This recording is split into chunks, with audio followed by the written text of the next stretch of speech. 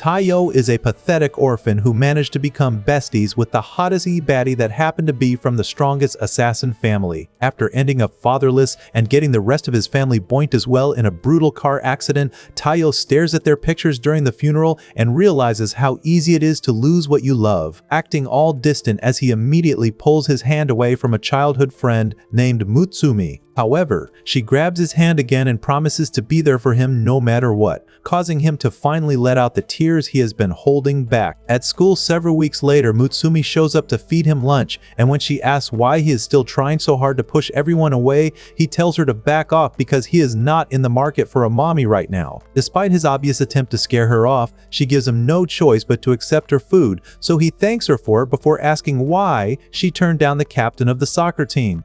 Right then, the vice principal, who clearly spent too much time watching Men in Black, shows up to steal a bite and expresses how obsessed he is with Mutsumi's cooking. When she asks how he is already back from his lecture trip so soon, Kyoichiro claims that he did it all to be close to her and tells Taiyo to come see him after classes before leaving. Hours later, Taiyo ends up in his office wondering why humans no longer practice social distancing because this guy is practically breathing on him. The next moment, Kyoichiro shows him an entire gallery of Mutsumi's pictures. Stop it. But the real shock sets in when he pulls up a video where he almost sent the captain of the soccer team to his ancestors. Just as Taiyo considers screaming for help, Kyoichiro holds a knife to his neck and says he can't stand the relationship he has with Mutsumi. All of a sudden, a girl who had all color sucked out of her closet jumps in from the window to disappear with Taiyo. The next thing he knows is that he wakes up to find himself surrounded by Mutsumi and a bunch of rejects from Miss Peregrine's home for peculiar children. After he jumps off the couch and demands to know what on earth is going on, Mutsumi tells him that they are all her siblings and further explains that everyone in the family is an overpowered spy. It's an evil world we live in.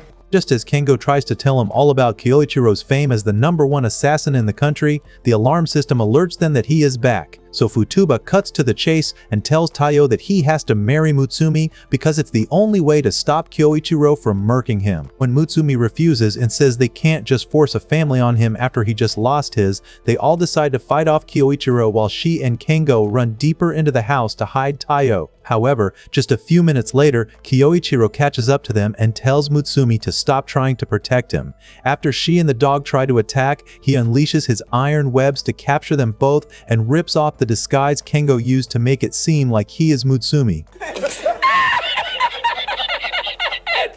He then also tells Mutsumi to drop the Taiyo disguise and accept that he is the only one that can protect her. Just as she decides to accept his psychotic obsession with protecting her, Taiyo climbs out of the painting and says he is ready to marry her. On seeing that he really means it, she unlocks the second half of her ring and tosses it to him, but Kyoichiro activates his steel webs again to stop Taiyo. Despite this, he squeezes right through them to grab the ring and officially becomes Mutsumi's husband before the others show up and congratulate him on joining the family. At his place the following morning, Kyoichiro joins in on welcoming Taiyo by waking him up with his shiny knife, Chucky style, after which he forces him through an excruciating dance session with his iron webs. Thankfully, Mutsumi shows up just in time to stop him, but then Kyoichiro suddenly grabs them both and jumps out of the window to avoid a deadly bomb that instantly reduces the entire house to rubble. When Taiyo asks if that was part of his way of saying good morning, Kyoichiro says that it was actually an attempt on Mutsumi's life before taking them into a limo. He then tells Taiyo that her life will always be in danger because she's the it girl everyone is after, literally, and also because she is the current head of their family and will soon be taking over the underground world of assassins and spies. Kyoichiro further explains how their lineage has been filled with supernatural humans over the past centuries, with the exception of a very normal family member that appears in each generation and ends up being the one who passes down the gene that creates the next generation of overpowered assassins, with Mutsumi being the current carrier and family head by default. Kyoichiro tells him that it is the responsibility of every family member to keep her alive at all costs. Just then, a group of underworld assassins begin a broad daylight assault to take her out, and Taiyo almost pees himself as the limo gets bathed in bullets. But Mutsumi tells him not to worry because their dog, Goliath, is an excellent driver. While Taiyo questions every life decision he has ever made, Kyoichiro takes a break from his tea to handle business. After using his iron web skill to turn their enemies into human barbecue, he hops back inside and tells Taiyo that a serial bomber is targeting Mutsumi before giving him his first mission, which is to keep her alive for an entire day. He then explains how the bomber likes to announce his moves on Twitter and hands Taiyo a gun before promising to reunite him with his family if anything happens to Mutsumi. As Taiyo goes on to spend the rest of the day scouring the entire school for anything suspicious, he starts to notice how much attention Mutsumi pays to her surroundings and becomes even more dedicated to keeping her safe. However, just a couple of minutes after lunch, he forgets how to be an antisocial weirdo for a moment and accepts a piece of chocolate from his friends before his mind catches up to reality. Moments later, he wakes up in the student council office and Mutsumi explains that the infirmary was closed right before he sees a bomb strapped to the roof. After it explodes, they luckily survive thanks to his quick thinking, but he quickly realizes that the bomber must have been tracking her through his every move. Upon seeing the final bomb placed in his shirt, he decides to sacrifice himself to protect her,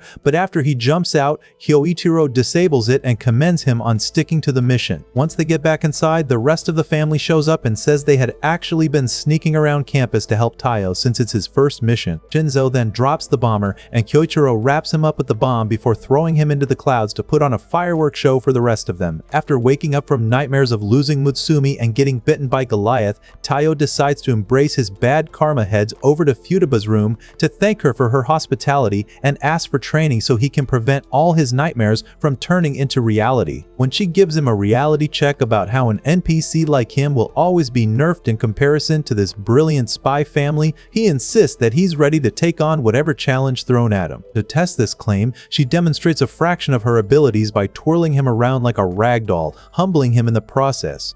She then decides to let him experience their family's special training, but says he has to live with them for an entire month first. He easily accepts the condition since he is technically already homeless, but after he almost gets impaled by a trap in the floor, she apologizes for not telling him that the entire mansion is one big death machine that will book him a spot at the cemetery if he doesn't get strong as fast as possible. The following day, he tries to ignore the alarm clock for some extra shut-eye and almost features in a part of Final Destination when it explodes. At the breakfast table moments later, he asks Mutsumi how she has survived without powers, so they all explain how the mansion's computer system doesn't attack accepted members of the family. Just then, he starts complaining about a stomachache, and upon learning that they also add a bit of poison in every meal to build up tolerance, "You're a victim!" he bolts to the bathroom only to meet a security system from the future. After 3 weeks of fighting to stay alive, he starts getting the hang of the Death Mansion, which surprises everyone since it took them at least a couple of months of training to get used to the traps. During breakfast one morning, he asks Mutsumi to pass the milk like always, but after taking one sip, the poison catches up to him, so he runs to the bathroom while the others try to stop Mutsumi from feeling bad about almost melting his insides. Just then, they all hear Kengo calling out to him and find him passed out by the door, so Nanao quickly takes him to the lab to make sure he is okay. As soon as he regains consciousness and claims to be perfectly okay, Futaba tells him to Stop the cap! and yanks off the fake body he got from Kengo before saying that she already knows he has been getting help from the others to make it seem like he has been getting strong on his own. She then expresses her disappointment with Nanao for letting him do something so stupid, and when he tries to take the blame, she adds a concussion to the list of his health problems and says he has to take it slow before giving him a book from when she started training. Just a few days later, he makes a full recovery thanks to Nanao's medical expertise and also manages to crack the code in the bathroom, so they all celebrate him before his ring suddenly starts glowing. Upon seeing it, they explain that the mansion has accepted him as a member of the family, so Futaba agrees to start his assassin training since he has proven himself worthy. While walking to class with Mutsumi at the start of the following week, Taiyo senses a baseball heading straight for her head and catches it without even looking. His aura farming convinces the coach of the baseball team that he's found a Ruth babe in making. As they have lunch together on the school's rooftop later on, Taiyo asks her to speak her mind considering the bombastic side-eye she's been giving him. In response, she warns him to be more discreet with using his skills in public as he's starting to catch attention, like how all the girls think of him now when they hear the word Lego, Ningago. Back at home that afternoon, he joins her in the family office to take care of a ton of paperwork, and when he asks why she is the only one doing them, she reminds him that she is the head of the family before noticing that Kengo forgot to add a certain attachment attachment for their weekly reports. Moments later, they get to his room and almost get knocked out by the smell of his massive laundry pile before he sticks his head out of the very top to ask what they want. Mutsumi then asks why he always pretends to forget the report, and he responds by pulling out his lunch and telling her to do it herself if it's that important. Taiyo immediately tries to find the report himself so they can get it over with, but then Kengo emerges from the pile flashing his birthday suit and says he doesn't deserve the stress of work. When she tells him to continue the rant with pants on, he reminds her that she used to play in the bath with him just a couple of years ago before she decided to be a goody two-shoes and left the streets behind for a life on the straight path. This pushes Mutsumi over the edge, so she decides to discipline him, but he quickly uses his clone skill to fool Taiyo before running out of the room. However, Mutsumi decides to put the entire mansion on lockdown mode to make sure he cannot escape. Meanwhile, Shinzo has just started a top-secret mission to infiltrate a fake money company, but after he secures the plate they use to forge the bills, the building's alarm systems go off. Back at the mansion, Mutsumi and Taiyo start to consider giving up because they have already looked everywhere, but then they see him hiding inside a painting. Surprise, motherfucker. Taiyo immediately tries to catch him and ends up being too fast for Mutsumi, but after she catches up and sees that he escaped into a secret vent, she gets fed up and deactivates lockdown mode. She then decides to find the report with Taiyo, but as soon as they get inside his room, she slaps a cuff on his wrist and tells him to drop the disguise. When he asks what she is talking about, she tells him to stop the act because he definitely captured the real Taiyo and put on the disguise to make her stop the lockdown. After she tells him that Taiyo would never walk into a room before her, Kengo drops the disguise and accepts that she isn't the slow-brained little sister he used to play with. Later that day, she serves Taiyo a delicious meal, and he thanks her for finally giving him some regular food before the ungodly amount of cyanide inside it catches up to him. Just then, he hears the phone and decides to answer it, only to get his eardrums blown apart by Shinzo's screams. After Mutsumi switches to a video call, he begs her for help because he just ran out of ammo at the worst possible time. She then tells Taiyo that he is a spineless man-baby without guns and says he has to go help out. Minutes later, Taiyo gets inside the building, but as he tries to find Shinzo, a guard spots him and starts asking questions while holding a gun to his head. Using the weapons training Shinzo gave him, he disarms the guard and knocks him out before also taking down the others in that section. As soon as he finds Shinzo, the gun-addicted weeb starts hugging a pistol, but then every goon in the facility shows up, so he gets back into character and starts shooting like an American kid in a high school. However, while trying to run outside, Taiyo gets shot right through his thigh, and after he drops, the sniper threatens to blow his brains out if Shinzo doesn't surrender. The moment he drops the gun, Taiyo throws him a fork, which he then uses to destroy the sniper's rifle before taking him out. While he ends up carrying Taiyo home, a detective named Seiji finds the facility and tries to interrogate the only guard Shinzo left, but he refuses to say a word, so Seiji splits his head open and decides to focus on Taiyo. One fateful night, Taiyo is listening to Mutsumi yap on the phone about their next date night when Seiji intercepts and takes him down to the precinct. Sitting down in an interrogation room, he does a quick search on the dark web, showing Taiyo all his latest shenanigans which somehow haven't been wiped off like the rest of his accomplices. Seiji demands to know who Taiyo is working with because a wimpy kid who skips leg day can't pull off all these Tom Cruise stunts on his own. When Taiyo claims to have no idea what he is talking about, he casually spikes a glass of water right in front of him and shoves it down his throat, but Taiyo was already expecting that for some reason. However, after he gets rid of the water, Seiji tries to attack him with the hammer, so he jumps back and lands on a pile of bodies.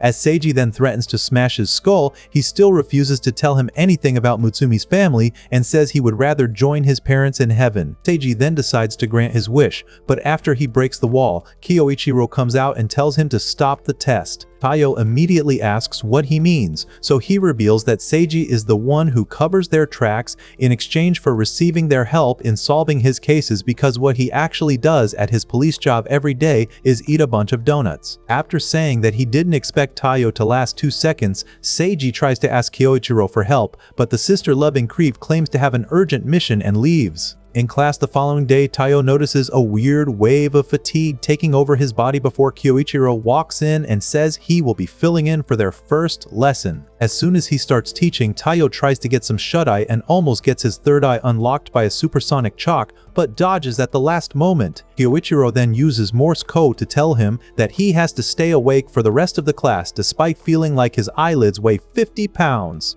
After he further explains that he needs to master the half-awakened state to make sure he can fight at all times, Mutsumi joins their Morse code chat and tells him to stop trying to turn Taiyo into a death machine. The next moment, he unleashes a special gas that puts everyone to sleep, but Mutsumi thankfully had her gas mask close by, so she remains conscious and continues trying to stop Kyoichiro. Upon seeing Taiyo's head bowed, Kyoichiro tries to attack him with one of the chalks again, but Taiyo activates the half-awakened state to protect himself. Kyoichiro then spends the rest of the day training him to master it, but later on in the night, Taiyo ends up scaring Shinzo with his violent sleepwalking. After a few nights, Sion, who looks like every dweeb's dream girl, finishes off a 3-day gaming marathon and tries to get some much-needed rest, but a ballsy hacker breaks past her firewall. Forcing herself to wake up to avoid losing valuable data, Shion proves that she's way hotter and better than a tech bro as she gets into the hacker system and almost shuts everything down, mistakenly leaving behind some of Taiyo's pictures. The next morning, she resembles the Walking Dead while she informs Taiyo and Mutsumi about the hacker, also wondering how he got so close in the first place, considering the fact that only family members have the access key to get past the firewall. While walking to school moments later, Taiyo barely escapes a sudden attack and sees the freaky hacker stalking them, so he makes a run for it with Mutsumi and waits in an alley to ambush her. However, she surprises him by attacking from the roof before professing her love for him and asking if he would kindly stay still so she can rip his heart out of his chest. Just then, Mutsumi recognizes Ayaka and tells Taiyo that she is a famous assassin that only goes after guys she finds attractive so she can stuff them with needles as a way of demonstrating her psychotic love. When he asks why on earth she would want him, she claims it was love at first sight when she first saw a video of him on the dark web. The next moment, she drops another assassin that was gunning for him before showing him a bounty that went public, saying that she must explore all his holes like he's SpongeBob SquarePants. After he calmly turns down the offer and says he has to stay alive for Mutsumi, Ayaka tells her to be grateful to Kyoichiro because although he was the one who gave her the passkey to steal files on Taiyo, he made her promise not to lay a finger on his precious sister. She then shows off a small fraction of her abilities and promises to be back before running off. The very next day, she joins his class as a new student and immediately resumes Operation Murk My Crush. However, despite spending the rest of the week trying to ambush him, he easily evades all her attacks and starts acting like she doesn't even exist at a certain point. That all ends one afternoon in class when she suddenly decides to turn everyone into mindless zombies. After they all pin Taiyo down, Mutsumi tries to defend him, but then the assassin from the alley shows up to get his revenge. The next moment, Mutsumi shoves her away and almost takes a bullet to the head before Taiyo uses his stun gun to knock out the assassin. Ayaka then asks why she would save her, and Mutsumi claims it is because she is happy someone else can see how amazing Taiyo is. This causes Ayaka to instantly become obsessed and leads to Taiyo becoming the third wheel during their walk home. Days later, Nanao calls Taiyo at the most obvious place that's literally called the Evil Lab and interrupts his workout because he needs someone to pick him up from his current mission to neutralize a top-secret bioweapon capable of ending all life in a small city. In classic Nanao style, he neutralizes the bomb by simply eating it like he's popping pills in Ibiza. The only catch is that this pill turns him into the obese version of Sleeping Beauty as his body shuts down whenever he activates his poison-destroying abilities. A couple minutes after he loses consciousness, Taiyo finds the lab but gets suspicious when he sees that most of the guards have already been knocked out. The next moment, he sees two assassins named Sui and Oga and immediately prepares himself for a fight. However, Sui explains that they are elite government spies sent to destroy the lab, and Oga immediately starts glazing because Taiyo has apparently become a celebrity in the underworld. After he decides to help them take down everyone else in the lab, they finally find Nanao, but when Taiyo runs over to check on him, Oga attacks and tells him to stay back because they have to murk Nanao to make sure the poison never gets out. The moment Taiyo steps in front of his body to fight them off, Sui unleashes a supersonic skill that destroys his gun and leaves him paralyzed with countless cuts across his entire body. He then promises to make Nanao's final moments painless, but he wakes up at the last moment and promises Sui that the poison has been neutralized. After he shows him a poison patch to prove it, Sui decides to spare him and hands over a special ointment for Taiyo's wounds before saying that it would be pointless to save such a pathetic weakling. At the mansion the following day, Kyoichiro decides to slow cook Taiyo for bringing shame to the family, but Nanao and Mutsumi show up just in time to save him. When he tells him to stop and says he actually deserves to be punished for having a negative effect on the reputation they have built in the underworld, Kyoichiro tells him to stop thinking a talentless nobody can make people stop fearing him. He then offers to spare him if he manages to redeem himself by becoming better than Sui. On a train days later, Sui notices him and claims he could smell the loser's stench from a mile away. After Taiyo admits to being a weakling and says that he plans to tail him until he learns enough to get stronger, Sui tells him to give up because he will never be able to keep up with him. As soon as they get to the stop, he activates his light speed skill to move without detection, but Taiyo quickly figures out a way to keep up, so Sui shreds off his clothes to keep him occupied.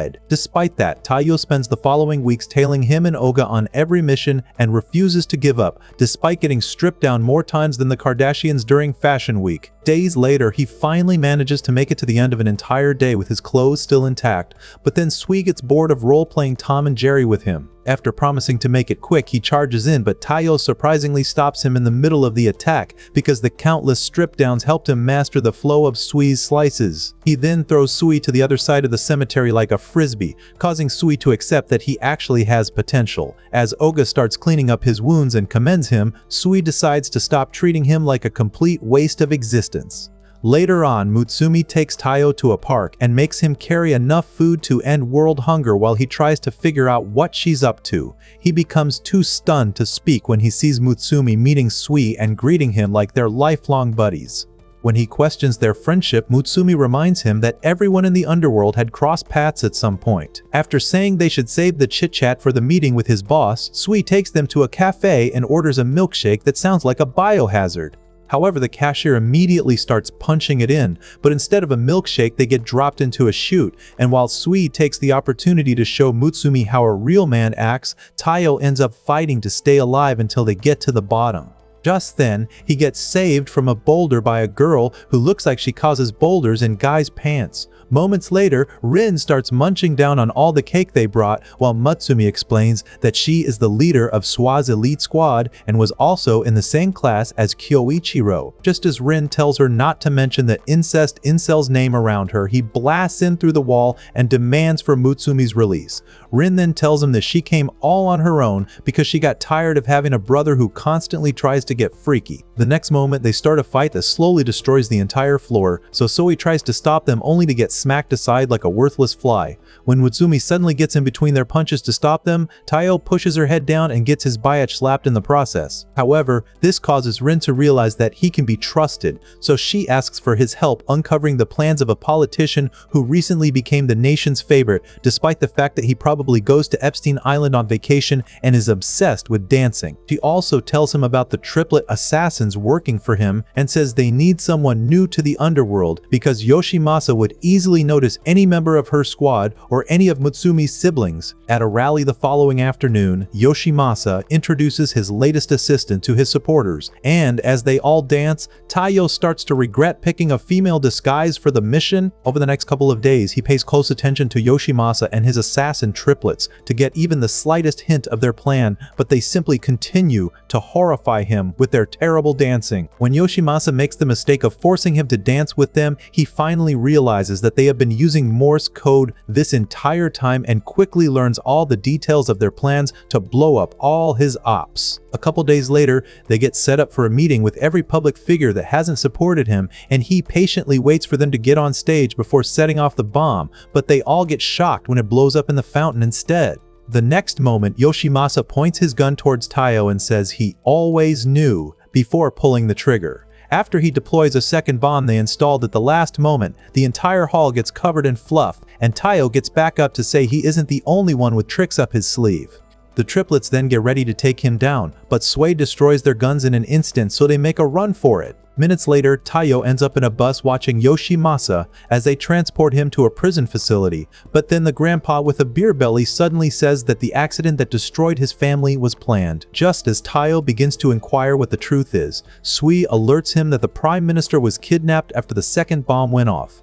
As if on cue, Yoshimasa heads out, dropping behind an earring that blows up the entire bus. After barely surviving the explosion, Sui explains to him that Yoshimasa used to be an assassin just like them, then he disappeared out of nowhere years ago, faking his own death. Minutes later, he joins the Prime Minister at the abduction site for a live broadcast to the entire nation, and after pulling off his disguise, he admits to countless murders and tells the minister to admit to his or take a bullet to the head. Just as the minister tells him to get it over with, Taiyo ends the broadcast by shooting the camera. He then tells Yoshimasa to give up, but he refuses and tells Taiyo that his gun is useless because he is not close enough. As soon as he shoots the gun away, Taiyo charges in to pin him down, but he ends up being the one captured and gets confused by how easy it was for Yoshimasa to read all his moves. After the triplets show up, Taiyo takes a step back to plan his next move properly, but Swai also shows up and uses a combination move to take the triplets several floors under. The next moment, Taiyo charges in with one of Shinzo's poison knives,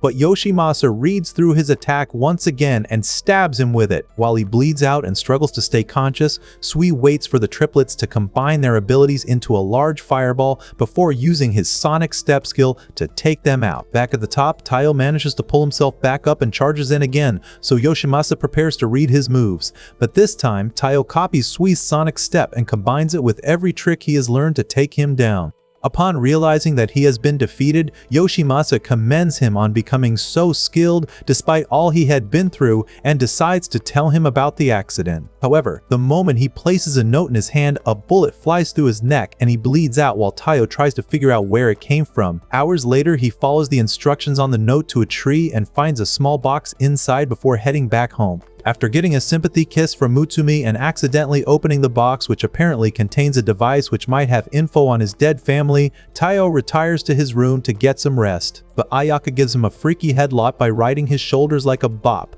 making him throw her off and ask why she's dressed like a maid. Mutsumi explains that they hired her as the new live-in maid, while Ayaka clarifies she only took the job to keep him away from competition as the bounty on his head has gone up. She also offers to help him become a better assassin and immediately resumes her attacks to keep him on his toes. In the kitchen several minutes later, he hears Mutsumi complaining about running out of the tea. Kyoichiro likes best before heading to the bath to wash up. The next moment, Ayaka acts like a creepy pap trying to take pictures up a celeb's skirt before chasing him around with acid shampoo until she sets off the electric trap while standing in the bath. Instead of calling for help, Taiyo decides to join her in the bath and redirects the current to the power source until the entire bathroom blows up. For some reason, he ends up on top of her and takes the opportunity to work on his wrist, but immediately regrets it when Kyoichiro shows up and promises to make him pay for cheating. On his way out the next day, Mutsumi tries to give him his phone, but then she sees a call from a number saved as Kooru and tries to ask who it is. After he immediately grabs the phone and runs off, Ayaka makes it clear to Mutsumi that she's the Diana to her Camilla. When he gets back later in the evening, she pins him to the wall and starts demanding answers before Kyoichiro also joins her and promises to make sure his nuts never see the light of day. Just then, Momiji and her grandfather Kaoru from Rin's squad show up, and Momiji says she came to make a special delivery for Taiyo. When he reminds her that it was meant to be a secret, she replies that sneaking around will only cause misunderstandings. She then pulls out the special tea Mutsumi was talking about the other night and explains how Taiyo risked his life for hours to gather the items used in making it. Upon hearing this, Kyoichiro tries to cut open his own skull, but after they all get seated for tea time, his hatred for Taiyo returns, so Mutsumi decides to punish him by making Goliath pin him to the chair. Finishing off a training session with Futuba, Taiyo heads back inside and catches Mutsumi fangirling over a photo album. Turns out she's big on nostalgia as she calls them to look at the picture they took after Nanao got his spy license. Realizing that Taiyo has never heard of such a thing considering he's a peasant, Futuba explains the ranking system for spies, which means he won't be officially recognized by the association until he passes the spy test to receive his license. Just as he says he would like to take the test, Kyoichiro shows up to tell him that everyone in the family made it on their first try, before giving him a sample of the torture he will endure if he brings shame to the family name again. At the examination venue days later, Mutsumi cheers on as he easily blazes through the first competition, but when he meets up with her to recharge for the next one, a competitor decides to take him out to claim the bounty on his head. The moment he charges in, a gust of wind flips him like a pancake before a spy named Tsukio reminds him that it's illegal for contestants to fight each other. After he leaves, Taiyo tries to thank him, but he instantly wants to recreate Brokeback Mountain. Taiyo then tells Mutsumi to run, but she takes one look at Tsukio before telling Taiyo not to worry because everyone in the underworld knows that he is the non-pedo version of James Charles. She then threatens to chop off his worthless nuts since he doesn't want to use them the right way, but he responds by dragging Taiyo away for the rest of the exam. After enduring a grueling couple of hours, only a handful of the examinees make it to the last stage, and they all get excited when they hear an announcement saying that they only have to walk to the end of the hall to get their license. However, the entire floor suddenly starts falling apart, so they all take off running to reach the end. But after almost everyone else falls into the water underneath, the victim of a sleep-deprived barber slams his fist into Taiyo to knock him down. Right before the ground under his feet crumbles, Tsukio commends him on being determined and pushes him forward with his abilities, but Taiyo runs back to save him from falling. When he tells Tsukio not to throw away his shot at getting the license, the zesty airbender gets them both back into the hall before telling Taiyo that he has already passed. Turns out he is already a silver rank spy and was only serving as the examiner to see which of them still had their dignity intact. Just then, the other examiner snatches the license from the Mohawk ambassador, and after collecting it from Tsukio, Taiyo asks "Why are you gay?" if he was also joking about the backshots, but Tsukio says he meant every word and tries to get freaky right there. Several days later, Seiji gets news of a top priority inmate escaping and immediately decides to call Kyoichiro. Meanwhile, Taiyo, who has just made it back home, gets shocked when he finds an old geezer hiding in his bag. After Ban jumps out claiming to be his grandfather, Taiyo welcomes him with a supercharged EMP blast before Mutsumi clarifies that this man is actually her grandfather. When she asks for the reason behind his sudden visit, he takes a moment to ask Ayaka out on a date before claiming that he wanted to make sure Taiyo had enough balls to protect his granddaughter. The next moment, he tries to take Taiyo out for a bonding session, but Kyoichiro captures him and asks why he escaped his cell. Ban then explains how boring his current mission to spy on incarcerated criminals is and says he just wanted to experience the outside world again. After telling everyone that Ban loves to leak classified intel to impress the hoes, Kyoichiro promises to return him to prison, but then Ban tells him that having gray hairs doesn't make him weaker than he was in his prime. The next moment, he escapes Kyoichiro's iron webs and deploys a smoke bomb to escape with Taiyo. At a bar hours later, Taiyo gets tired of watching his pathetic attempt at being a player and uses a special glue from Nanao to pin him to the seat. However, Ban turns into the adult version of Johnny Bravo as he flexes his Greek god bod and beer can ding dong. After several minutes of evading all of Taiyo's attacks, Ban then tells him to try again in a decade, but Taiyo suddenly gets curious and asks why he couldn't just wait until the end of his mission if he really just wanted to see them. Ban replies that it had to be today and proceeds to start telling him stories about Mutsumi's grandmother and how she saved him from becoming a worthless street thug with her perfect beauty. A couple minutes into their conversation, Keiko shows up and makes sure he can't escape with a special handcuff rigged to explode if he uses his abilities. As he immediately starts begging her for the usual anniversary makeout session, Mutsumi shows up and tells Taiyo she is her grandmother. Moments later, Ban continues begging Keiko for a date and says he broke out just to see her, but she asks why he chose to ball out a bunch of OnlyFans hoes instead of coming to see her first. She then helps the police rearrest him but decides to join him in the car so they can spend a bit of time together before he gets placed in solitary. Despite this, he breaks out again just a few days later, but after only meeting Ayaka, she tells him that they all went shopping. Going into flashback, Taiyo reminisces about the trip he went on with his family before they all got dropped off the face of the earth, leaving behind only him like he's Kevin in Home Alone. He then goes to Shion's room with Mutsumi in hopes of getting something useful from the orb he saw in Yoshimasa's box. When Shion pulls up the guest list for their parents' wedding and shows Taiyo's parents' names in the list, Mutsumi breaks down into tears under the assumption that Taiyo's family was targeted because of their association with the Yozakuras. Taiyo manages to calm her down and explains that there has to be some other reason, and Shion also agrees before telling him about a place called the Library of the Dead where he could possibly find better information. Shortly after that, he finds the secret entrance to the library and gains access with his card, but upon entering the library, he watches as the attendant suddenly stabs through a dude's head and carries him off for talking.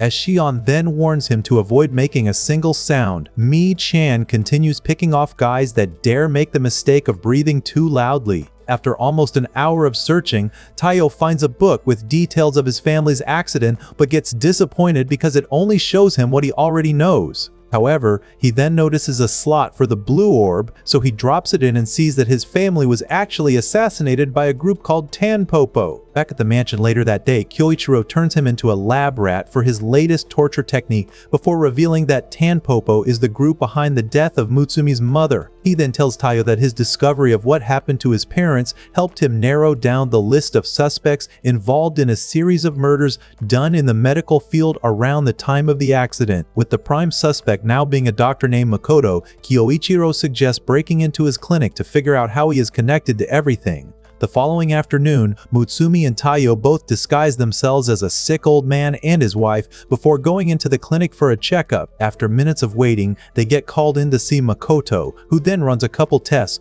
all while looking like the ideal doctor. A couple hours after sundown, Makoto finally leaves his office for the night, so Taiyo sneaks inside to hack into his computer with help from Shion's devices. In just a couple of minutes, he finds classified information on the special protein that has been passed down through Mutsumi's family to create overpowered spies like her siblings. Just as he finds a plan to take her heart and artificially create the protein for profit, Makoto attacks him and rips off the disguise before expressing his shock at seeing that he is still alive. When Taiyo asks if he is the one responsible for the accident, as well as what happened to Mutsumi's mom, Makoto tells him to ask them when he gets to the other side. However, after he stabs an iron plate in his shirt, Taiyo kicks him back and tries to zap him, but he captures the blast with his bare hands before using a flashbang to escape. Luckily, Taiyo had already extracted all the data, so he promises himself to figure out the whole truth and keep Mutsumi protected while at it. In an effort to find more clues, he uploads all the data on a computer at the mansion, but he keeps hitting dead ends with useless information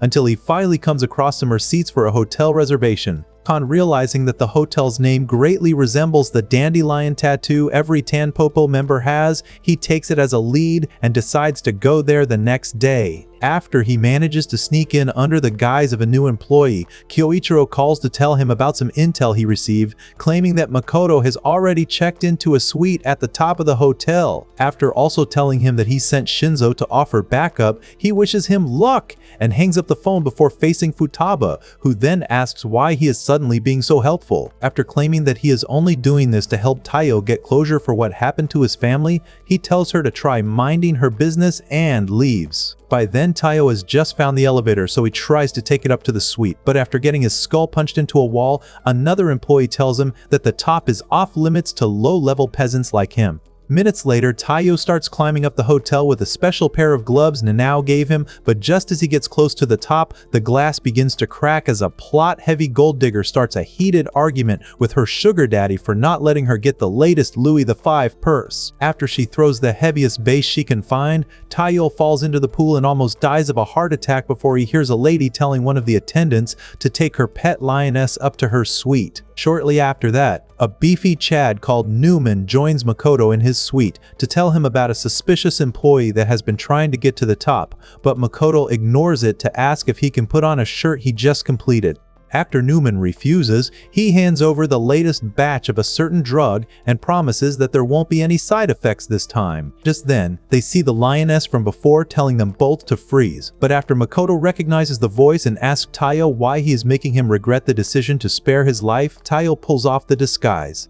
The next moment, Newman pulls out a whole frame of glass and throws it at him before attempting to crush him with a powerful punch. Makoto then tells him to use Taiyo to test out the drug before flying off. After pulling it out of the pouch and explaining that it is an artificial version of the protein that gives Mutsumi's family their powers, he demonstrates a case of jock on steroids gone wrong and proceeds to break almost every bone in Taiyo's body. Meanwhile, Makoto makes a phone call to a mysterious fellow in a robe who just showed up outside the hotel. Just as Newman grabs Taiyo by the neck to finish him off, Shinzo blasts into the room and shoots Newman with a plasma beam before arming himself with every gun in his high-tech trash can. even though he survives the blast, Newman taunts him because he has higher expectations from a Yozakura family member, which is why Shinzo empties all his clips into him before throwing Taiyo out of the building. Within seconds, Newman charges with an attack, but Shinzo easily holds him back until he shows him a button embedded into his teeth, threatening to blow up the entire hotel. Left with no other choice, Shinzo gives in to end up as Newman's lab rat. But after a couple minutes of shaking the entire hotel with his powerful punches, Newman asks why he won't just give up already. Shinzo then tells him that becoming a mutant won't give him the same punching power as Mike Tyson. All of a sudden, he receives a call from the staff about a psycho shooting up the hotel, and that psycho turns out to be none other than Taiyo. With the help of all the fake ammo he could gather, he scares everyone in the hotel to the point where they jump out of the balconies into foam beds he placed outside. Upon hearing that everyone in the hotel has been evacuated, Shinzo powers up a maxed out electric cannon and says he is the only one capable of firing it because of its insane recoil. He then lets off a blast and draws lightning straight from the source before deep frying every blood vessel in Newman's body. He then tells Taiyo that they can head home, but just as Taiyo tries to run up to meet him, he falls into the arms of the cloaked old man from before and thanks him for the assist. The moment he leaves, Shinzo shows up to thank him for the help, but then he suddenly sees multiple injuries across his body before he drops and loses consciousness. At the mansion an hour later, Nanao managed to stabilize him, so they all leave Mutsumi to watch over him, and Shinzo takes the opportunity to tell Kyoichiro that there is only one person capable of delaying the body's reaction to an attack like that. The next moment, an alarm starts going off, and this surprises Mutsumi since it's not the usual time, but then Shion explains that it can only mean there are up to 1,000 intruders trying to break in. Outside the mansion, an entire army of juiced-up assassins prepare to invade under the command of a man named Yama, who then establishes communication with Makoto to keep him updated. As they all charge straight for the entrance, they meet Goliath, who then reveals his most powerful form before treating them like his chew toys. After Futuba and the others join the fight, Yama sends a unit to break down the front door, but they meet Kyoichiro waiting on the steps and make the mistake of thinking they can all handle him. Using his iron webs, he holds the first group in place while Goliath tears through as many as he can sink his teeth into. The next moment, Yama decides to take matters into his own hands and apologizes in advance before he throws himself into the air and shatters Goliath's jaw with a powerful punch that sends them both crashing through the front door. Kyoichiro then promises to make his death slow and painful before suddenly realizing that someone is jamming their comms. The next moment, Momo activates lockdown mode, sealing Yama inside the mansion with Mutsumi and Taiyo still inside.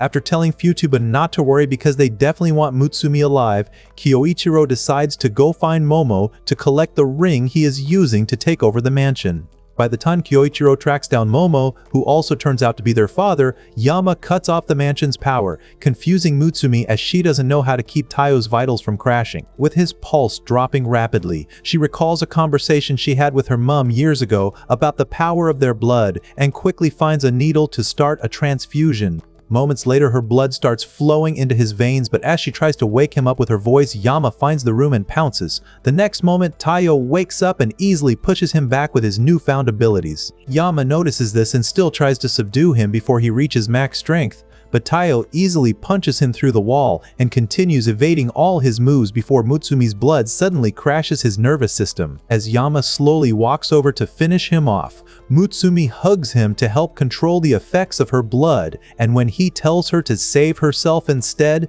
she tells him there is nowhere else to go because of the lockdown. After pulling out a gun and saying that she would rather go out with him than let her heart fall into the wrong hands, she tries to hug him again, but Yama throws her aside to smash his head in. However, Taiyo finally gets the hang of it right on time and proceeds to blast a hole through Yama's digestive system. While this Wreck-It Ralph rides off Inro the sunset, Kyoichiro asks Momo why he went this far just to force Mutsumi into a situation where she would have no choice but to inject Taiyo with her blood. After saying that he just wanted to make sure his daughter has a strong husband, he wishes him luck and turns to leave, but Kyoichiro unleashes a powerful skill with his webs and nearly obliterates the entire forest. However, Momo casually grabs all the webs and reminds Kyoichiro that he was the one who taught him everything he knows. Despite this, Kyoichiro still manages to retrieve the ring, but by the time he gets back home, he finds Shinzo and Nanao trying to hold Taiyo, who has apparently gone nuts. After explaining that Mutsumi's blood is still a bit much for his mind to handle, he holds Taiyo in place with his weds and places Shion's headphones on his head before telling Mutsumi to save him from insanity with her voice. They all immediately try to stop her and remind Kyoichiro what happened the last time she tried to sing, but he ignores them and prepares to cheer. Mutsumi then proceeds to horrify the local wildlife with her demonic vocal cords and snaps Taiyo out of his insanity. After waking up with cramps that put period pain to shame the next day, Taiyo gets ready for school as he can't let the school authorities find out about his extracurricular activities. When she suggests going with Nanao, which makes Taiyo question if he'll even go to the school with a bucket on his face, causing Nanao to reveal his true form. After injecting himself with a mysterious substance, Nanao reverts to his regular body, leaving Taiyo frozen in shock. On the way to school minutes later, he explains that his usually mutated state is what keeps his unstable DNA from going off the rails and says he only reverts to a normal body for school. Just then, his ears start to mutate, but he tells Taiyo not to worry about it. Shortly after that, Taiyo meets up with his friends to walk to class, but then Taiyo calls him to come to the biology lab. Moments later, he gets there and sees Nanao's body going berserk, so he immediately tries to help him up, but Nanao claims it's no big deal again before showing him how to inject another liquid to get it under control. Just then, a chick named Rin walks in with a python on her neck and asks if he is feeling okay, getting dangerously close to check his temperature. After making him hit puberty prematurely, she casually leaves and acts like Taiyo doesn't even exist. Nanao then tells him that she only cares about animals before showing him a special drug that will permanently keep him in a mutated state. He further explains that there is no point in fighting his body, but just as he tries to inject himself, Taiyo stops him and turns his eyes into Niagara Falls before promising to help him maintain a normal life until he learns to control his mutation. While he spends the rest of the day shooting Nanao with controlled drugs, Rini goes back to the lab to feed the animals, but her python swallows one of Nanao's pills and starts tweaking like a granny on crack. Moments later, Nanao tries to enjoy an acupuncture session from Taiyo, but after two of Rine's besties show up, they hear screams and run down to the lab. Upon seeing Rini's unconscious body and one of the python scales, Nanao realizes what happened and blames himself, but then Rini wakes up and immediately runs out to save the python that almost used her as a quick snack. Taiyo then promises to keep all the other animals safe, so Nanao follows Rin to the server room to draw the python out. The moment it reveals itself and ignores the rats to eat her instead, Nanao accepts what has to be done and thanks her for all the time they spent together before transforming his hand and letting the python bite on it so his cells can cancel out the mutation. The next moment, he runs out and Taiyo helps him up to the roof despite looking like the before case in a corny acne advert. After thanking him for the help, Nanao says that there is no point in being normal since Rin has already seen his true form and pushes Taiyo aside so he won't be able to stop him. Despite this, Taiyo slams his palm into the syringe and pulls him in for a hug to help him regain control. He then reminds him of the promise they made earlier on, so Nanao agrees to keep fighting for his normal life before they both realize that Rini has been patiently waiting for their bromance to end. After picking up her salamander, she tells Nanao that she doesn't have a problem with his metamorphosis, causing them to realize that she just classified him as an insect. She also tells Taiyo that she just noticed how close he is to Nanao, which causes them to think she might know the truth about the family, but then she asks why he didn't just say that he wanted to join the club before dragging him away to fill a membership form.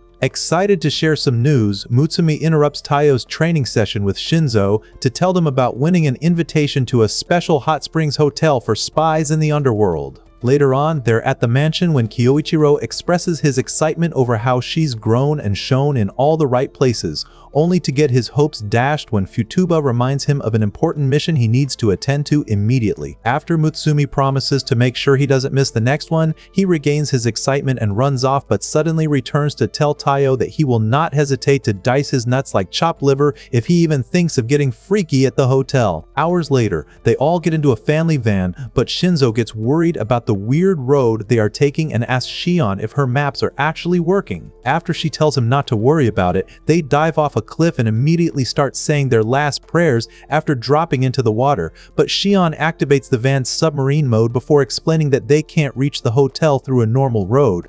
After a deep swim into the ocean, they finally locate the hotel, but the moment they get to the reception, the leader of a gang recognizes them and immediately gets into position for a battle. Just as Taiyo charges in to attack him, a pocket-sized Karen jumps in and reminds the gang leader that fighting is prohibited in the hotel. For some reason, he immediately backs down, and Emma proceeds to welcome Mutsumi and the others before giving Taiyo a proper greeting since they have never met before. Minutes later, they all get settled into their rooms, but after Futaba attacks Shion for trying to watch Korn, she walks over to Mutsumi and claims to know the real reason why she wanted to go on the trip before assuring her that Taiyo will understand when she tells him the truth. By sundown, they all meet up in the dining hall for dinner, but the gang leader from before shows up again to throw a tantrum and accidentally spills his beer all over Futaba. As the entire hall suddenly goes silent to watch her reaction, she completely loses it due to the high level of alcohol in her system and goes on a rampage, so Taiyo carries Mutsumi back to her room for safety. Upon seeing the bath in her room, he decides to go take a shower in his,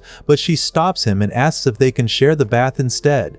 Meanwhile, Kyoichiro has just shown up and tells Emma that the mission was surprisingly easy before she leads him to the dining hall. Moments later, Mutsumi joins Taiyo in the bath, and after noticing how weird he is acting, she reminds him that they are married before suddenly standing up to show him the guyet he's been missing out on. He immediately asks what she is doing, but after he spots a scar in between her milkers, she tells him that Tanpopo once kidnapped her and tried to steal her heart. However, Momo showed up to rescue her but abandoned the family after that day. She then proceeds to tell him all about the plan he cooked up with Tanpopo just so she would infuse him with her blood, and apologizes for bringing him into such a dysfunctional family. However, Taiyo pulls her closer and suggests going to see her dad before saying that he has fully accepted everything that comes with her family. The next moment, Kyoichiro throws what is left of Shinzo into the pool and reminds Taiyo of his promise to shred his nuts if he tried to do anything unholy. Just as he tries to attack, Futaba shows up with every assassin in the hotel so they can take their revenge on him with a pillow fight, and after hours of fighting, they all manage to defeat the feared sister-loving creep.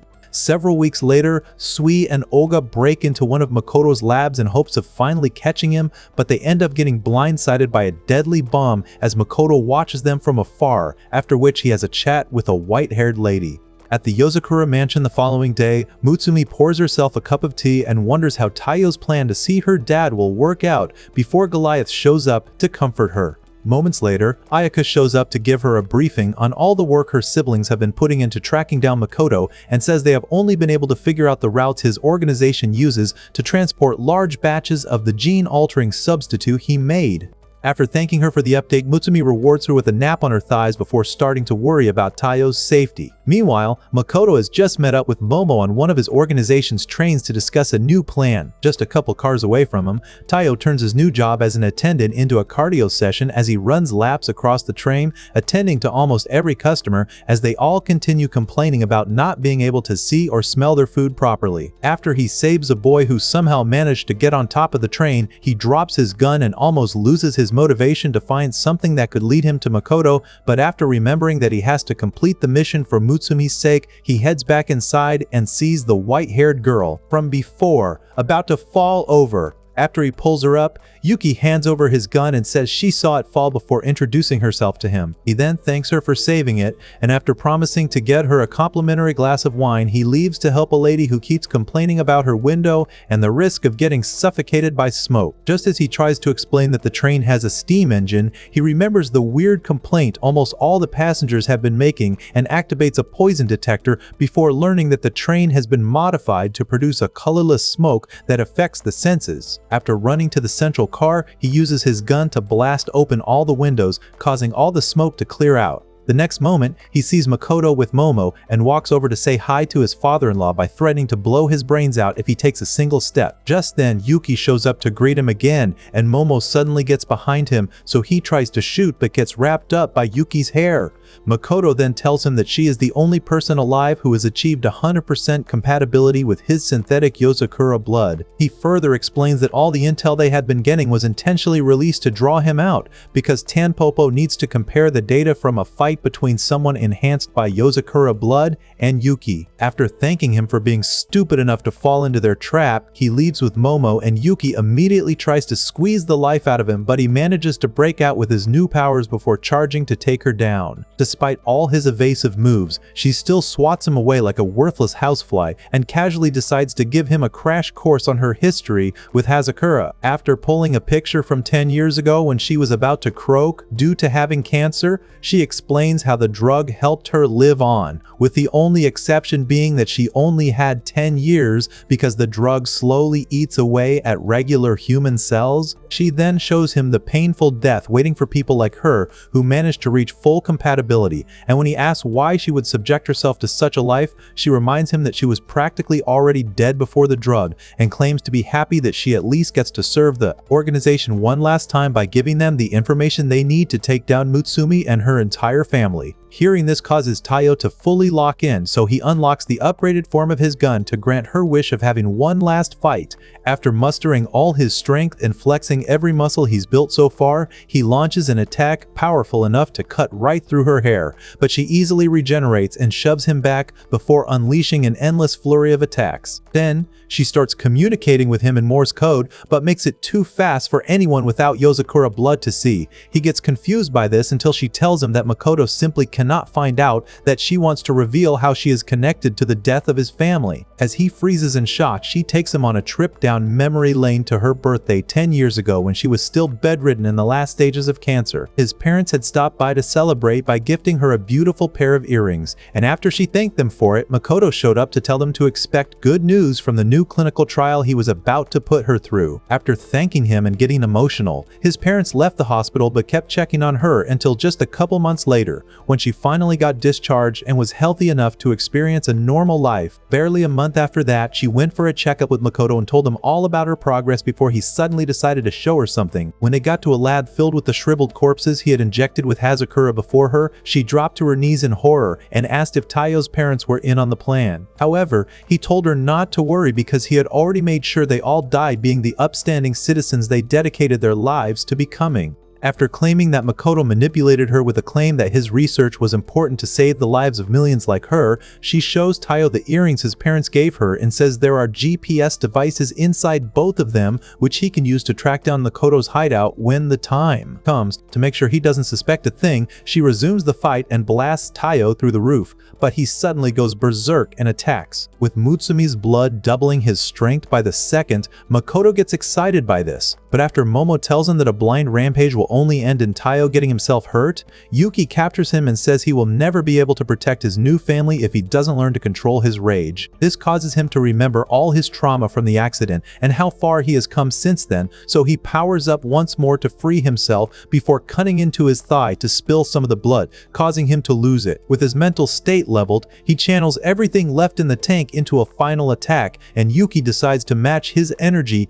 by also going all out. But this time, he easily slices right through her body. She immediately accepts her fate and apologizes for everything after falling into his arms, but after saying that what happened is none of her fault, he tells her that his parents told him a lot about her before she succumbs to her injuries. As Taiyo then remembers that he still has to stop the train, a huge wolf arm suddenly appears behind him and rips through his back, but the real shock sets in when he sees that the attack came from a girl named Ai.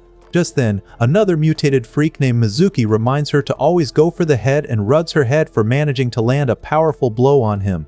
The moment he grabs Taiyo's neck to burn through his throat with poison-filled cells, Futaba shows up with Rin to help him. On seeing them, Ai immediately jumps onto the track and ignores Mizuki's warnings to come back. She then tries to land an even stronger punch on Rin but ends up getting swatted like a fly due to her OP aura. After catching her, Mizuki decides to take care of the girls by releasing the fatal poison gas sealed in his DNA, but with help from Rin, Futaba easily dissolves it before blowing the train apart and saving Taiyo.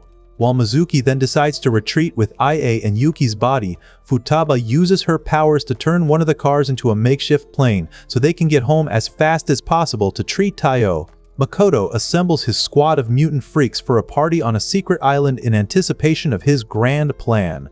Meanwhile, Rin calls a family meeting to disclose the the island's location, which they were able to discover thanks to the earring Taiyo took from Yuki's body. After they all agree to have a joint invasive mission to end all of Makoto's plans once and for all, Taiyo decides to upgrade his skill with another few days of intense training, and everyone else takes the initiative to also start making preparations. Later that day, Taiyo tries to return his gun and finds Ban in his drawer before Keiko also shows up to make sure he doesn't take things too far. After telling Taiyo that he showed up to make sure he unlocks the strongest form of his new abilities, they head to the training ground, and Ban spends most of the week taking Taiyo's body to its absolute limit. 2 days before the mission, he decides to teach him about fully gaining control of the Yozakura blood flowing in his veins, and Taiyo gets excited to see what he has planned, only to end up in a fruity dance lesson that can possibly lead to a sword fight. After minutes of twirling him around, he swears that none of it is for his own amusement, before suddenly shooting Taiyo in the face at point-blank range. Mutsumi immediately runs to check on him,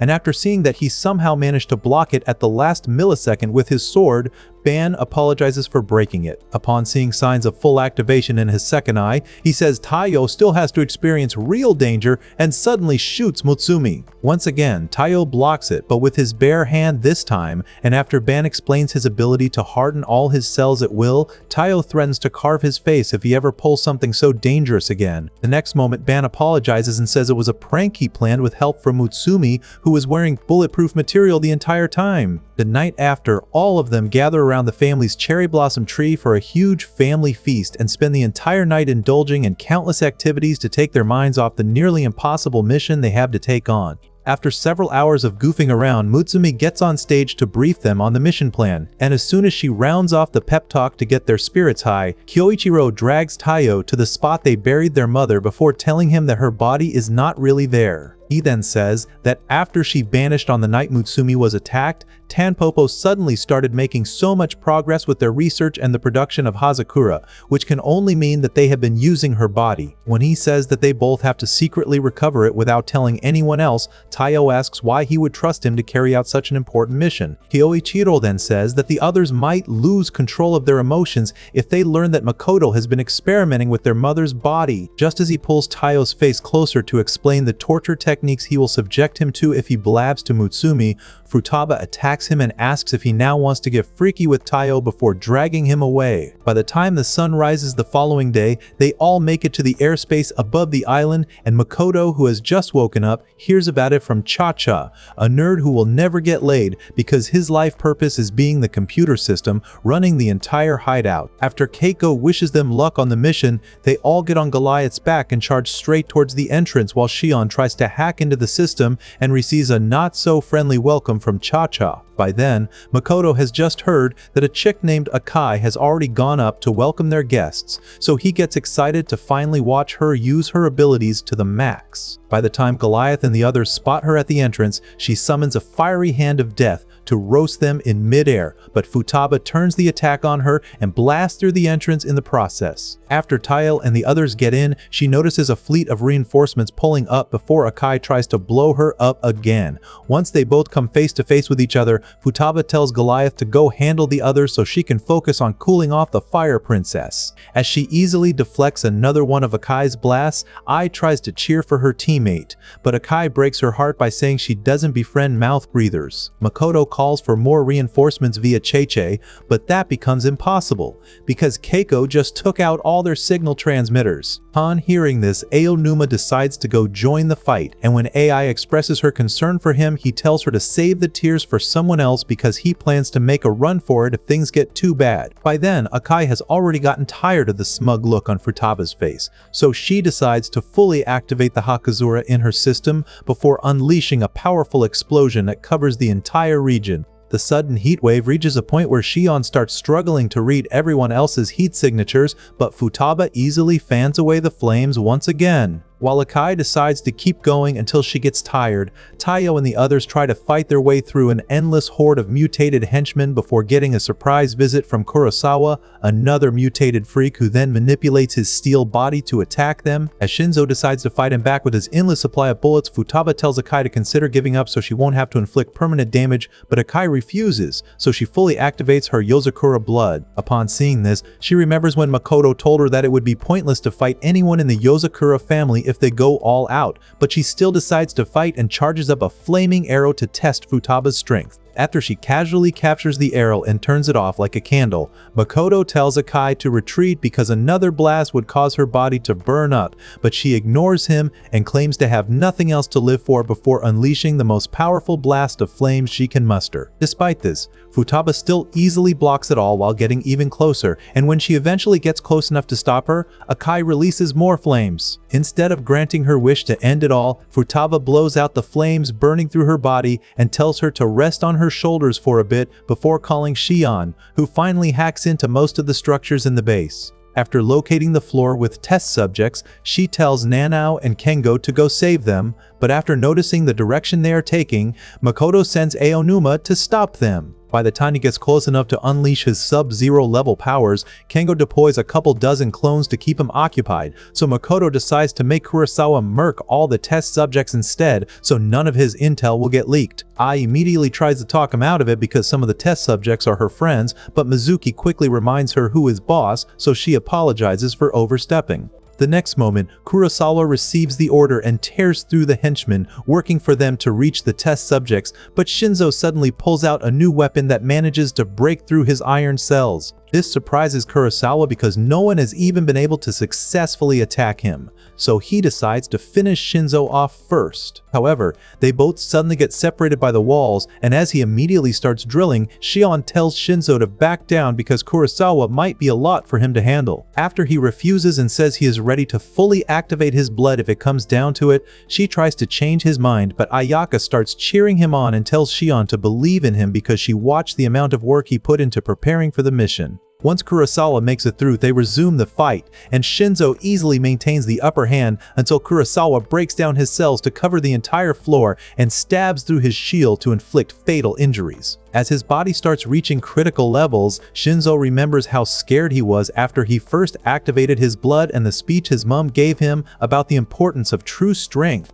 The next moment, he breaks through Kurosawa's attack and apologizes in advance if he goes a little overboard before fully activating his powers. Snapping off Kurosawa's arms within a single attack, he remembers that he'll never be as cool as Deadpool, let alone regenerate like him, so Shinzo explains that it's a common side effect of playing out of your loser league. For some reason, this only increases Kurosawa's hunger for victory, and after a couple of seconds of trading blows, he notices that Shinzo's blood can help him regenerate. The moment he takes a direct shot at his bleeding arm, Shinzo thanks him for releasing the blood and calmly proceeds to chop his head off before calling the others to tell them that they don't have to worry about low-budget Iron Man. Right then, another group of henchmen spot him, but as they try to attack, their heads explode. After Makoto tells Cha-Cha that they should have installed the bombs in every test subject, Cha-Cha asks if it is really necessary to blow them all up after years of research, and Makoto responds by saying they are all meaningless to him as long as he has Mutsumi's mum and the means to make his mission successful. Back in the chopper, Shion finally realizes what Makoto has planned and tells them all that he has stored several tons of Hazakura at the lowest point of the base with a plan to blow the whole thing up once it reaches maximum capacity. She further explains how he plans to have it poison the oceans and take its time spreading to coastal regions from where a new wave of humanity will emerge after years of natural selection. After saying that they have 30 minutes to stop the explosion, she tries to hack into the system again, but Cha-Cha takes over her headset instead and says he knows that she relies on her enemy's power source to gain full control over their systems. Just then, Aonuma shuts down the last power source, and Cha-Cha prepares to blow up Shion's mind with his, but at the last second, Kengo flips one of the power sources and tells Shion not to worry before deploying his clones to escape Aonuma. With Shion's help, he manages to turn on all the power sources, but just before he gets to the last one, Aonuma activates his Hazakura and gets to him just in time for the final showdown. Just then, Shion creates a momentary blackout, and Kengo immediately uses it to reveal his Aonuma clone before confusing both him and Cha-Cha, so they stop trusting each other. After Kengo decides to fully activate his powers, Shion reaches max capacity with the headset and activates hers as well. The next moment, Kengo finds the original Aonuma and starts telling him every detail of his miserable childhood, causing him to completely lose it. As Aonuma tries to strangle him, he takes him back to what life used to look like on the streets with his grandmother before she sacrificed herself one dreadful winter night to keep him warm. Remember Remembering that day causes Aonuma to gradually lose control of his emotions, but Kengo uses that as an opportunity to appeal to his humanity until he finally decides to abandon the dark side and apologizes to Cha-Cha. Right then, Cha-Cha realizes that he's being watched by a higher intelligence, so Shion tells him to not be so surprised and says he should have tried getting a life while he had the chance. After she blows him up along with the control room, Kyoichiro and Taiyo arrive at the final floor and break down the door to meet Makoto, who had been waiting for their showdown. When Makoto announces that nothing can be done to save anyone's life, Taiyo loses his temper, but Kyoichiro warns him that it's a trap to instigate him into fighting because his body is rigged to set off the explosion if any serious damage is inflicted on it. Upon hearing that, Makoto commends him on figuring it out, but says they would have never been able to do anything regardless because Nanao just got captured. Seconds ago, he had just helped the test subjects escape when Ai attacked him, and Mizuki followed closely behind to knock them all out with his poison gas. After neutralizing the poison with his DNA, Nanao tries to talk some sense into him and promises that his research can free them from needing Hazakura to live on so they can easily rejoin society, but Mizuki turns down the offer and says he wants nothing to do with the society that left him. Rotting in a hospital bed, after A attacks him again, Mizuki starts injecting heavy doses of poison into his body. While he suffers, Taiyo fumes and tries to think of a way to fight until Sui and Oga show up to stop Mizuki and A. After Kyoichiro also hears from Rin, who just showed up to fight alongside Futaba, Taiyo becomes optimistic again and decides to focus all his attention on Makoto. Back in the research lab, Ai suddenly loses it and unleashes a flurry of attacks on Sui and Oga, while telling them not to take her only home away. As Mizuki then decides to continue poisoning Nanao, he decides to fully activate his powers and covers the entire room with crystallized orbs that immediately cancel out all the poison he has already released. After he neutralizes the poison in his arm as well, Oga calls him to come take a look at Ai because she suddenly collapsed and can't get back up. Upon closer inspection, Sui claims to have seen her reaction in former test subjects right before they lost their lives. He immediately grabs her paw to try draining out the effects of Hazakura, but her condition takes a turn for the worse, so Mizuki tells him that they need to balance out her cells with someone of similar genetic makeup. As he starts transferring some of his mutated cells into her, it slowly cures her, but Nanao notices that it would also mean death for him. Mizuki then takes the opportunity to tell them how he and Makoto found her in an abusive home and made sure her mother could no longer inflict any harm before taking her in. However, due to Makoto's addiction to randomly unaliving people he didn't find useful, he resorted to always keeping her scared to make sure she would be strong enough to survive. Upon hearing this, AE begs him to stay, but he quickly apologizes for scaring her and promises that she no longer has to impress anyone before reducing into nothing. Just then, Shion disconnects Makoto's body from the detonation mechanism, so Taiyo tries to smoke him with a powerful blast, but he treats it like a casual hot shower. Just as he tries to set off the bomb with his phone, Kyoichiro chops his body into bits but tells Taiyo to stay alert, because Makoto is apparently powerful enough to reassemble himself. After he says Shion found some intel that suggests he's been alive for over a century, Makoto admits to it and says he started researching their family after World War II. After saying that there is nothing they can do to stop him, he drops a finger and unleashes a monstrosity made up of replicas of everyone he has ever modified and heads into the last chamber to set off the bomb on his own. However, Kyoichiro uses his webs to launch Taiyo through the beast so he can focus on defeating Makoto. After Shion instructs him to hold off Makoto until she gains control of the detonation system, Taiyo forces him to the ground and promises to make sure he fails, but Makoto suddenly stabs right through his insides and pumps lethal doses of poison into his system. The next moment, he uses the Yozakura power he stole from Mutsumi's mum to scramble Taiyo's mind with images from his past. After draining nearly every ounce of energy in him, he pins him to the wall and proceeds to inject him with even more poison, but Taiyo still manages to fight back and chops off his limbs. However, Makoto easily regenerates them before activating the toxic cells he embedded into Taiyo's body during the fight. As his life force slowly gets drained away, Makoto zaps what's left of his brain cells and decides to give him one last speech to justify his mission to mutate the entire planet. Just then, Mutsumi senses Taiyo's reducing pulse through her ring, so she holds it close to her heart and transfers some energy to him.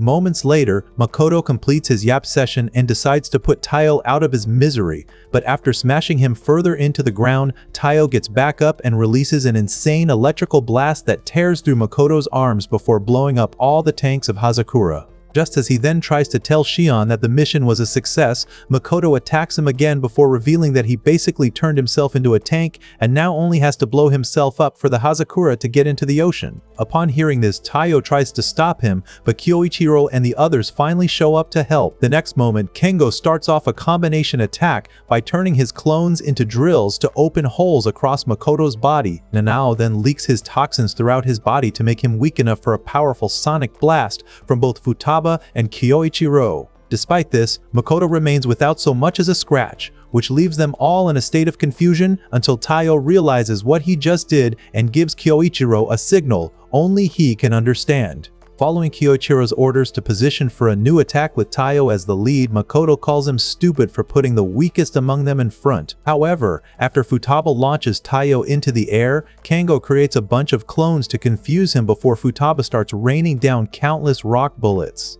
As Makoto reminds them that regular material can't penetrate him, Kyoichiro tells them to intensify the attacks to keep him distracted from the fact that one of the bullets is actually Kyoichiro, who just got shot down to the secret floor under him, where Mutsumi's mother's body is being kept. Just as he sees the capsule used to store her, he notices a web of threads connected to it, and after touching a single one, Makoto psychically connects to it to tell him that cutting off a single one will lead to an explosion that will be strong enough to destroy him. However, Taiyo still decides to sacrifice himself by ripping the shreds apart and blowing up the entire floor, leaving Makoto without enough Yozakura blood to maintain his current form. To make sure his plan succeeds, he quickly tries to blow himself up, but Futaba absorbs the blast, and while the others take turns attacking him, Taiyo uses the hardening effect Ban taught him to stay alive. After joining the fight to deliver the final blow on Makoto, he takes Kyoichiro down to the cold room so he can carry their mom's body. In just a couple of hours,